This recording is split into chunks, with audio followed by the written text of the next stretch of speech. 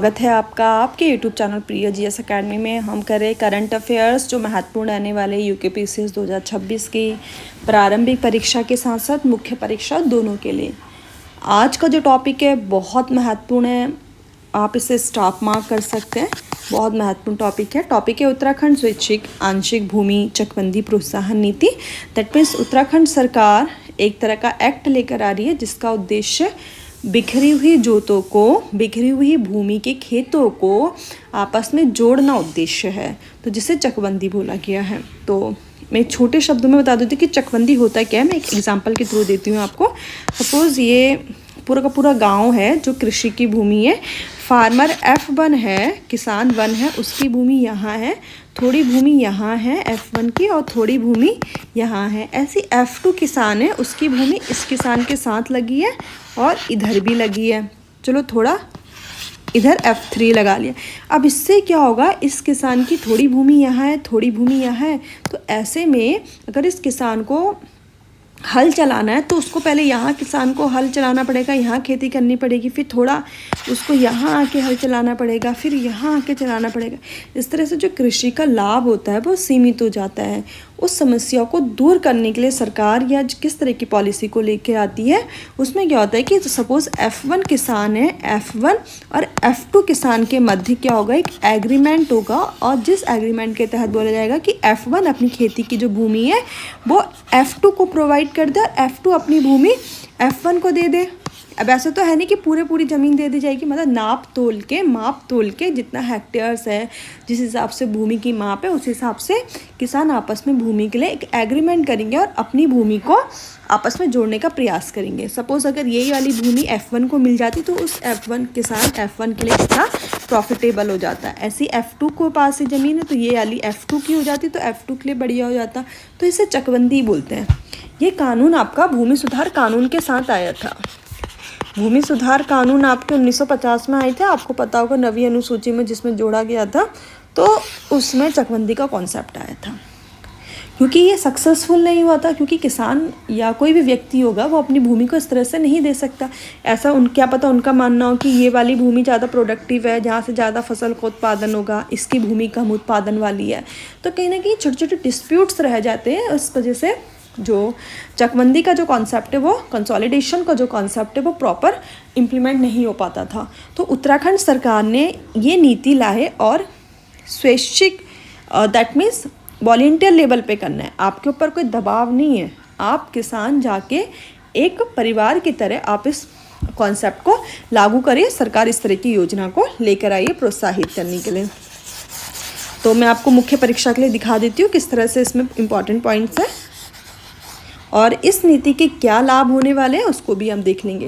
देखिए, पहाड़ी क्षेत्रों में भूमि के विखंडन का मतलब है छोटे और बिखरे हुए खेतों की समस्या को दूर करने के लिए कैबिनेट ने उत्तराखंड स्वैच्छिक एवं आंशिक चकबंदी प्रोत्साहन नीति 2026 को मंजूरी दी है।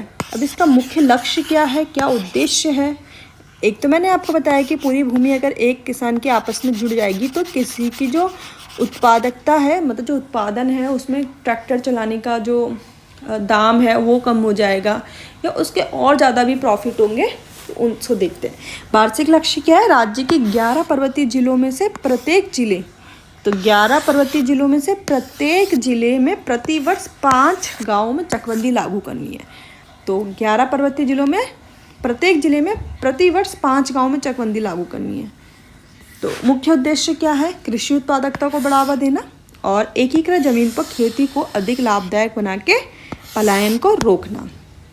कृषि उत्पादकता को बढ़ावा देना और एकीकृत जमीनों पर खेती को अधिक लाभदायक बनाना।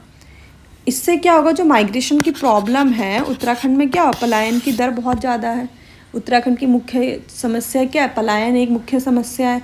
तो उस समस्या को रोकने के लिए ये कानून स्वैच्छिक स्तर पे लागू करने की बात की जा रही है। अब वही है कि चकबंदी क्या है, मैंने आपको समझा दिया।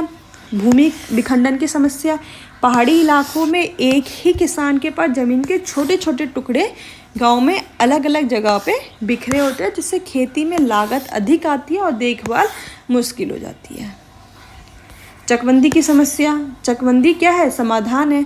चकबंदी इंग्लिश में बोलिए कंसोलिडेशन, मतलब हर चीज़ को आपस में जोड़ देना।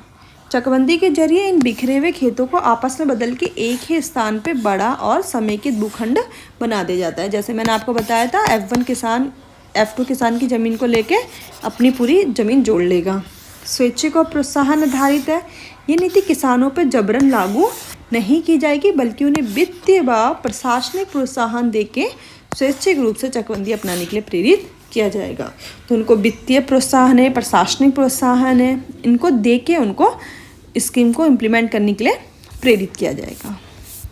इस तरह से हमने देखा कि चकबंदी क्या है और किस तरह से ये मुख्य परीक्षा में इस विकल्प हम इस टॉपिक का यूज़ कर सकते हैं। बहुत महत्वपूर्ण टॉपिक है, यकीन मानिए, क्योंकि भूमि सुधार कानून अपने आप में आप किसी भी स्टेट PCS के एग्ज़ाम दें या आप UPSC का मेंस लिखें, वहाँ पे भूमि सुधार एक महत्वपूर्ण विषय रहा है।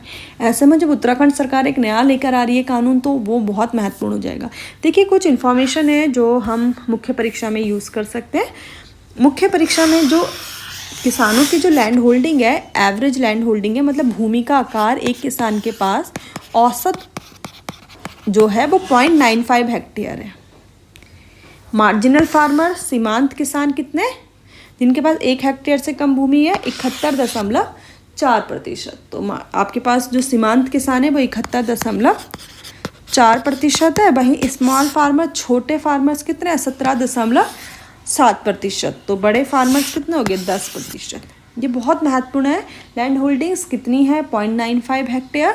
छोटे किसान 71% है, वहीं स्मॉल फार्मर 17% है लगभग, और बड़े किसानों की संख्या लगभग 10% है। इस तरह से हमने एक अति महत्वपूर्ण टॉपिक को देखा। आई होप कि आपको वीडियो समझ में आई होगी, और अगर आपको वीडियो समझ में आई है, आपको अच्छा लगा, तो प्लीज़ वीडियो को लाइक कीजिएगा, चैनल को सब्सक्राइब कीजिएगा। मिलते हैं अगली वीडियो के साथ, जो कि करंट अफेयर्स की रहने वाली है। और साथ में मैं करवा रही हूँ आपको UPPCS के जो PYQs हैं, उनको मैं ऑलरेडी 2 ईयर्स के PYQ अपलोड कर चुकी हूँ, और शायद मैं 21 वाला जो PYQ है उसको अपलोड करने की कोशिश करूँगी। आप लोग बने रहिए हमारे साथ। मिलते हैं अगली वीडियो।